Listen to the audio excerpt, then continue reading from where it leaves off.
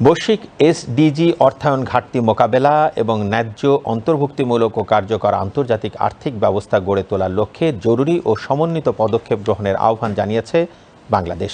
বৃহস্পতিবার জাতিসংঘ সদর দপ্তরে অনুষ্ঠিত ইকোসক ফাইন্যান্সিং ফর ডেভেলপমেন্ট ফোরাম 2026-এর সাধারণ বিতর্কে জাতিসংঘে বাংলাদেশের স্থায়ী প্রতিনিধি সালাউদ্দিন নোমান চৌধুরী এ আহ্বান জানান।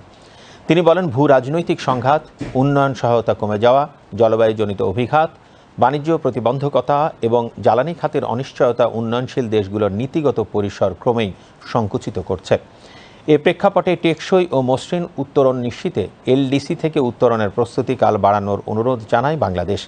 দেশের রাজনৈতিক ও অর্থনৈতিক পুনরুদ্ধারে সাম্প্রতিক অগ্রগতির কথাও তুলে ধরেন সালাউদ্দিন নোমান চৌধুরী। তিনি বলেন, বর্তমান সরকার সামষ্টিক অর্থনৈতিক স্থিতিশীলতা নিশ্চিত করা, ব্যবসায়িক আস্থা পুনর্গঠন, ব্যাংকিং খাত শক্তিশালী করা, বিনিয়োগ বৃদ্ধি এবং ঝুঁকিপূর্ণ জনগোষ্ঠীর জন্য সরাসরি সহায়তা সম্প্রসারণে অগ্রাধিকার দিচ্ছে।